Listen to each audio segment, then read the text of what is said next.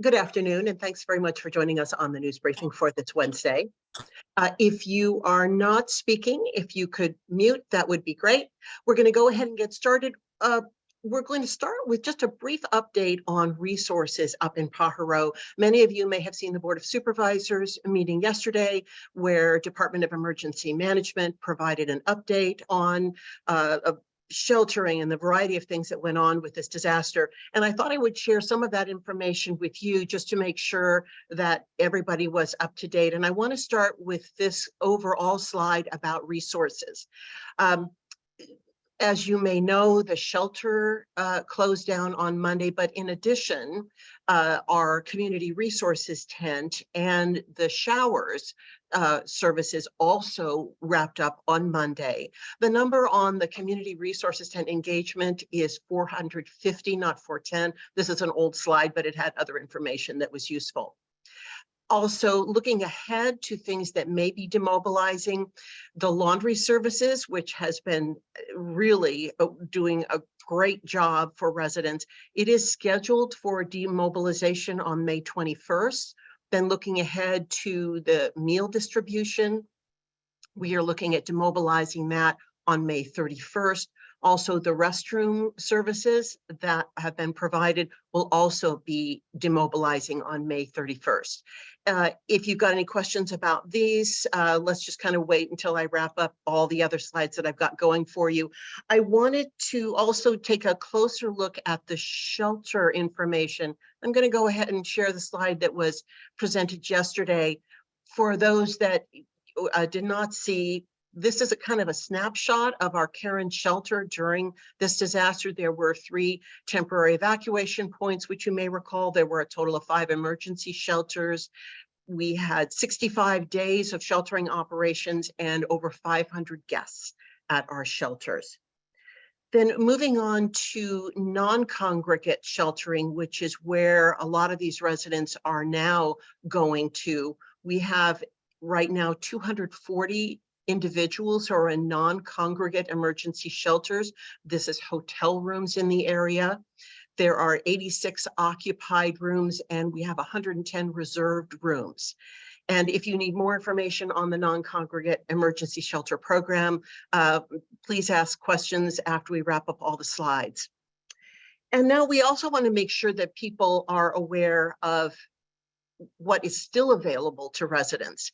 And for that, we have Krista, Hanni, who is with our health department, who has been just really the solid rock of Gibraltar at the community resources tent. And she's going to share what is still available for residents. Just because certain services are closing down does not mean services are not available. Hi, Krista. Hi, good afternoon, Maya. And yeah, there definitely are still a lot of potential resources for accessing for the residents. We have had many community-based organizations as trusted partners throughout this. At the resource tent, we had over 23 of those organizations over the 3-week period on different days, sometimes at the same time, sometimes just on a few days. And they're all still available, and they have made connections over the course of the response with many community residents. But some of them in particular are continuing and even providing support as disaster case managers, for example, through Catholic Charities or Community Bridges, Community Action Board. We still will have the VITA folks there at the front, and they'll be there through next week, and then we'll probably have some reduced hours to be a bit more around the time of the meal delivery. That's when we tend to see the most people, and when people come and ask for other connections. And they've been directing people, depending upon the needs, quite often to 211 to connect with resources. If it's for FEMA, they go over to Pajaro Park for further supports there, or they may connect them to some of those organizations that are serving as disaster case managers as well. And so they'll be there for the next week, and then a few hours a day after that. The other entity that we are working on being there on Mondays would be Salud para la Gente with their mobile van. So bringing that back for a while to be utilizing the front school parking lot at 250 Salinas Street. So we'll get folks notified as to if we can get that set up. Thank you very much, Krista, for reminding people that services are still there. Just because some services need to be demobilized doesn't mean there aren't there isn't assistance for residents in Pajaro. And we're doing a slow demobilization, giving people advance notice of that. And this is as their homes all are getting back to having those repairs done. And then for the people that are in the non-congregate that are waiting, of course, there's wraparound services being provided to them at the non-congregate shelter. Thank you very much, Krista. I appreciate you dropping in today and filling us in. We also are very pleased to have our colleagues from FEMA and Small Business Administration with us today to talk about what services are still there at the disaster recovery centers. Tiana Suber is here from FEMA. Hi, Tiana. Hi, good afternoon, everybody. I'm here at Pajaro Park. Things are kind of slowed down here, but we are still, helping survivors with their application processes. Things are going to be starting to close down at some level, and I'll keep you guys updated on that. But so far, in Pajaro and Watsonville and on Ocean Street in Santa Cruz, we are still remaining open. Of course, we would like to get as much survivors as we can to at least register before that deadline, which is June 5th. And once you are registered with FEMA, you can continue to get help after that deadline. So that's the important part. We don't want anybody to wait until the last minute. Just make sure that at least you have a registration number, and then you can continue to ask questions afterward if things are, if your application is continuously ongoing. We still have disaster survivor assistance teams out in Pajaro in different areas. And on Thursday and Friday in Salinas, in the Chinatown area, we will have a mobile intake set up there from 1 to 5. I'll put that in the chat, that information. And they will be there Thursday and Friday to help residents in that area who cannot make it to our disaster recovery centers. So we're pretty much, still on the ground, still working, and just making sure that, people follow through with the application process and not to leave, anything behind, and to know what resources are still available to them in our disaster recovery centers. Thank you, Tiana, proving it's never too late. Yes. It's never too late to reach out for assistance. Even if you've put it off, reach out. Yes, and keep in touch with FEMA as well. There could be changes that happens, in your application, whatever it is. If you moved, anything like that, please keep in touch with FEMA, keep in touch with the SBA, and keep us updated on what's going on. And that's very important as well. So June 5th is our deadline. Thank you. Thank you, Tiana. And then we have Marielli Carty from SBA, who is able to fill us in on information with the SBA. Hi, Marielli. Hello, Maya. Hello, everybody. How are you? Okay, let's do this quickly. Okay, so as Tiana said, we're still in Pajaro Park, so that is very good. We're still there helping survivors to request disaster assistance from SBA and FEMA. But I have, Maya, some numbers here. I would love to share that with you. Okay, for Monterey County, we have received so far 169 applications total, and we have approved so far $2.8 million. That is a very good sum. We are still receiving applications there, and of course through our secure website, SBA disaster assistance SBA.gov. Business owners. I'm sorry. If you're not, everyone mute themselves. Yeah. Sorry, Maya. I found him. Please continue. Sorry about that. I can't hear you. Okay, so far we have approved that amount of dollars. That is very good so far, and very important. We have received more than 700 referrals from FEMA. That is very good as well. We continue to work with the survivors. I'm sorry, and The deadline is, of course, approaching. We have less than a month. For physical damage, survivors have until next June 5th to apply just for physical damage. Okay, so I will say the same in Spanish as well. Thank you. Okay, thank you. Okay, so far vamos muy bien. Estamos todavía en Pajaro Park recibiendo a los sobrevivientes de las tormentas recientes para poderles asistir en el proceso de solicitud de préstamo con la SBA, igualmente los compañeros y los colegas de FEMA. En el condado de Monterey hemos recibido más de 169 aplicaciones, de los cuales hemos aprobado 2.8 millones de dólares, lo cual es una muy buena suma. Adicional a eso, bien importante, hemos recibido 790, más de 700 referidos de parte de FEMA para poder solicitar la asistencia con la SBA. Bien importante, ya la fecha límite se está acercando para solicitar asistencia por daños físicos.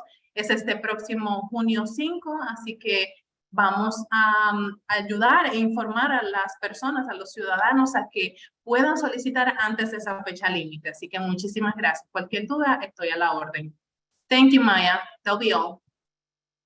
Thank you, and thanks always for being willing to come in and come on to the briefing and share this really important information. We really appreciate both you and Tiana coming every week and keeping us updated. Of course, thank you so much. And now we want to look a little bit at some of the recovery that has been going on here in Monterey County. The Chualar wastewater treatment plant was severely impacted during the storms, and not having that facility online meant trucking wastewater elsewhere to continue to support those residents. Some great progress has been made now at that facility. We have Tom Moss. He is a senior water resources hydrologist with Public Works. He's here to tell us what's happening at the facility, what has happened, and what is still being worked on. Hi, Tom. Thanks very much for joining us today. Hi, man. Thanks for having me. Is it possible to share my screen? I've got several photos that I'd like to be able to share, and they kind of tell the story.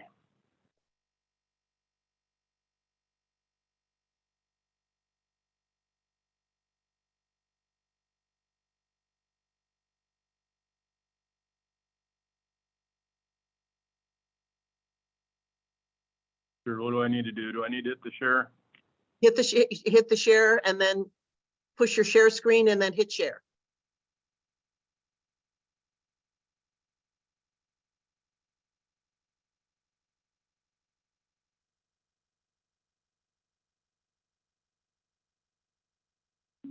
That may not be it.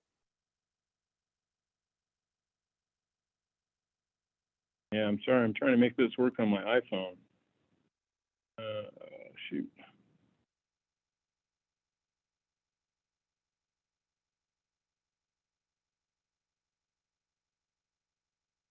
You know, why don't we could go on to our next speaker, and then if you want to email me your presentation, I could share it for you. That's okay. I'll have to share the photos with you later. I'm sorry for the technical challenges. I'm trying to, again, do this on my phone. So I can go through it really quickly without the photos. And if anybody's interested in the photos, I can provide those to Maya after the meeting. But just again, I'm Tom Muss. I'm a senior hydrologist with the county's Public Works Department. Wanted to talk today a little bit about the March floods on the Salinas River and the impacts to the Chualar wastewater treatment plant. The facilities were flooded on March 12th in the morning. Everything was completely inundated. Salinas River peak flows were about 3:30 p.m. on March 12th, and they, at that point, it overtopped Chualar River Road. So significantly more water than we had in January, and it caused a lot more damage to our facilities. Our entrance road was completely, well, a 200-foot section was completely washed away, which included approximately 140-foot section of our sewer force main. We've had a lot of damages to the berms, particularly our perimeter berm that was adjacent to the ag fields. We have about a 900-foot section that needs to be rebuilt, and then probably another 1,000 feet. We have geotechnical engineers on site right now who are evaluating the berms, and as they're reconstructed, we'll kind of evaluate the damage and see how far down we need to go to rebuild them. So that work is underway right now. There's a significant amount of debris that came in. We had damage to our headworks, which is a concrete structure that all the wastewater comes into. Our fence that was built just last year, we had a new fence around the entire perimeter that was completed in October of 2022, and approximately 40% of that fence was destroyed. So just a lot of damages this time. March was a lot of water, a lot of debris that passed through the facility, and as you would imagine, we had a significant amount of damage from that. The water that overtopped the Salinas River levee stayed in the fields adjacent to our ponds for it was over 30 days, and we didn't even have access to the facilities for a significant length of time. So once we were able to get in, we realized that the force main was damaged, and then we were able to get an engineering firm on board and a contractor to repair that. So those, in the last week, the force main has been repaired. The facility was brought back online, and our entrance road has been reconstructed, so we actually have access to our facility again. Big deal. But probably more importantly for the folks of Chualar is that our back truck operation in the town has finally stopped. We were actually hauling wastewater, as Maya said, from the town of Chualar to the city of Soledad for almost 2 months. And once we got the force main repaired, we were able to remove the back trucks from the town. So the residents don't have to listen to that 24 hours a day, 7 days a week. So that was a big deal.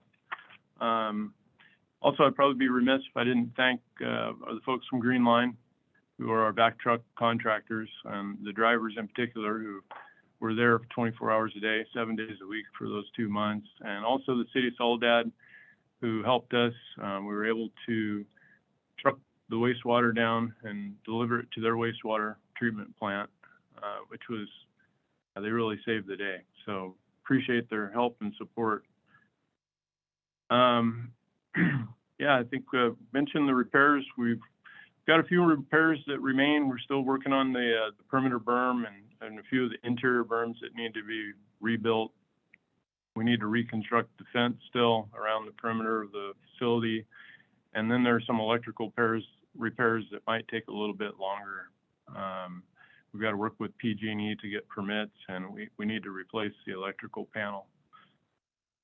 So it's very much a work in progress. Hope that the majority of that will be done. Again, with the exception of the electrical repairs, I believe everything will be done in the next 2 to 3 weeks. Thank you, Tom, for that update. I wonder if you could also talk about the importance of this treatment facility for those residents. Many people don't know that this is a county facility, but it really is very important for the residents of Chualar. Yeah, and I kind of skipped over my background information because the maps didn't come up, but I was going to show a map of the town of Chualar. Populations in 2020 was 1,413 people. Also includes several commercial businesses, and everything within the town is collected in the sewer lines. It's all routed to a pumping station, and that pumping station pushes the water through a force main to 5 wastewater treatment ponds that are located near the Salinas River. The ponds are about 2 miles away from the town of Chualar. So yeah, it's a very important facility. Everything in Chualar goes to the ponds where it goes through a treatment process before the wastewater infiltrates into the ground. Thank you very much, Tom, for bringing us up to date on that. It's really great when we get information trickling in about these major issues that we had in recovery. Are there other recovery projects you're working on? Can you tell me? Yeah, I've been involved with the Pajaro River, the sewer force main in Pajaro. We we had a section under Highway 1 that broke this winter. So we did an emergency repair bypass in Pajaro. That was a temporary bypass. So right now we're working on the permanent replacement. So hope to have that done before the next rainy season. Great. Thank you. Thank you very much for bringing us up to date on that. And we'll try to get you back to talk more about some of those other repairs. Thanks, man. Thank you. And we're also very pleased to have our colleague Cindy Burnham from Hitchcock Road Animal Services here to talk to us today. Hitchcock Services has frequently been a guest talking about what's happening at the shelter, capacity issues. Many people who read the news or are online may have seen there was a San Jose shelter that stopped accepting stray animals. They got that full. And we know Hitchcock Road has been impacted by strays as well. So Cindy is here to tell us more about how the shelter is handling the current capacity, and then also some good tips for people and their pets living in rural areas. Hi, Cindy. Hi, Maya. Thank you for having me. I'm Cindy Burnham. I'm the Animal Services Administrator, and I do have a couple slides, so I'm going to share my screen. Here we go. All right. Do you see the Hitchcock Road logo? Perfect. Okay. Well, Hitchcock Road Animal Services is the Salinas shelter in the Monterey County. We have merged and we've been operating out of one facility at 160 Hitchcock Road. And so I wanted to take an opportunity to go over, we've been putting out our weekly report cards. It's newly fixed after some technical glitches, but to really talk about our capacity and some things, education points that we've been trying to get to pet owners that may be influencing our capacity.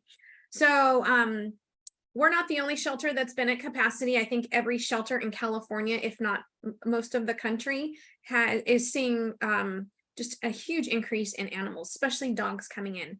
And so we started posting our weekly report card to show folks this is what happens on a weekly basis. And this postcard that you're seeing in front is our weekly in the last 7 days. So we took in 95 animals and 85 went out through various avenues. We are currently at 102% of dog capacity. Cats are at 36%, but with kitten season here, it is rising daily. We have 46 animals in foster care. 38 of those are litters of kittens, and 8 are 8 large dogs. And then we do show our live release rate to show you, for example, in the center, our MTD, our monthly to date live release rate, 88.29% of the dogs that come into our shelter leave through live avenues. Cats are at 58.21. So that's what that means. They're leaving alive, which 88% for dogs is really great for the amount that we're getting in. It shows how hard we're working. We do accept stray animals in the jurisdictions that we take. Stray dogs running loose, which seems to be increasing and just a lot lately. Cats, we do take in sick, injured, or abandoned cats. Healthy, thriving cats do not need to come into the shelter. There is no law that says cats can't roam. It is specific to dogs. And so usually there's some question and answers, and we want cats to come to us that really need us. So they have a better chance of going home if you leave them in the community. But to Maya's point on San Jose, some shelters are getting so full, it's either closed or euthanized. Unfortunately, we are managing what we can do to reduce and minimize the euthanasia, which is why you'll see on our social media, we are pleading to the community. We need fosters, we need adopters. And to some of my points here is we need responsible pet owners to keep their pets inside so that we have space for the animals that truly need us. One of those points is for dog owners. We want dog owners to know, because in our unincorporated county areas, really specifically in North County, if your dog runs loose in your neighbor's properties that have livestock, that is a misdemeanor. You may have to make full restitution to twice the value of the animal, not to mention what can happen in a civil case. The dogs don't have to touch the livestock. They just need to be on the property with them. This is a chronic issue. We see it probably a couple cases a month year round. Some of them are more minor, meaning animals weren't harmed, we definitely have cases where dogs get out and kill livestock, which are some folks' livelihoods. So it is very serious. We want pet owners to take it very seriously. If there's any further questions, we do encourage pet owners to reach out to us before something happens. And then dogs running loose. Our shelter's full of dogs that were running loose at some point. There are leash laws in Monterey County in most cities. Most dogs don't have a recall, meaning if you say, hey, Tucker, come here, he will respond, which is really the only exception. But it is not okay to let your dog out loose to go potty around the neighborhood, even if they come back. Dogs need to be on a leash with a responsible human. And that is so they don't get loose, so they don't cause problems, and so that you're in compliance with the law. So we are trying to educate folks and hopefully keep a few dogs out of our kennels. And then this is, unfortunately, we're seeing and hearing more reports of this. We know things are getting tough out there. Vet care is expensive. If you can find a vet, pet food's getting more expensive. It's hard just all around. We get it, but abandoning your pet is never okay. We're getting in boxes of kittens left on the side of the road. We're getting them left in the fields out here by the shelter, or people say, hey, I found these dogs. There's nothing around us. Farm and rural communities don't need more animals on their own properties. If you need help, ask, call us, call other local organizations before you get to that point, so that we can try to help you the appropriate way. When you abandon an animal like this, it truly hurts them mentally, not to mention the physical harm that can happen. And it actually makes it harder for us to help them in some of these cases. So please ask if that's something we can help and keep an animal out of the shelter and maybe provide you resources otherwise. Cat woes. Cat complaints are rising because it's kitten season and cats are mating. We actually have some cat deterrents for those of you that don't want cats roaming on your property. It's safe, it's humane, it makes a noise and some lights and kind of startles them off. But for those folks that don't want cats perusing through their neighborhoods, we do have free yard deterrents that we received from a grant. It also works for skunks, possums, and other little critters that might roam through your property. And just a reminder, excuse me, local laws do require all dogs over the age of 4 months to be vaccinated for the rabies virus and licensed. Cats are also required to be vaccinated. We do see cases of rabies in Monterey County, primarily through skunks and bats. We test wildlife on a regular basis. In fact, I think we tested 5 last week. So rabies does happen. We don't see it happen that often because we have vaccinations. So licensing helps us keep rabies in check. And then the last point is just reminding folks there are lost and found resources we have through our texting app. You text the word and only the word 831-LOST to the phone number on the board or on the screen, and you'll start getting links to videos, tips, even examples of signs. And then every 3 days, it'll send you a reminder, hey, go check the shelter, or perhaps here's other shelters near and around Monterey County that you can check your pet as well. So just some resources. We're trying to get it out there to help folks better, to hopefully reduce a couple animals that may need us in the shelter. Here's my contact information. Excuse me, should anybody want to reach out with any further questions? And Cindy, can you also talk about your pinning ceremony today? Yes, we had a badge pinning ceremony at 11. We were able to train and hire 4 new animal control officers, 2 of which are assigned to the city of Salinas, as we're now providing animal control for the city of Salinas through Hitchcock Road Animal Services. So we are fully staffed and functioning, and it was a great turnout. Fantastic. Thanks very much, Cindy, for coming on and updating us on everything that's going on there, and keep sending more photos, right? Yep, absolutely. Thank you.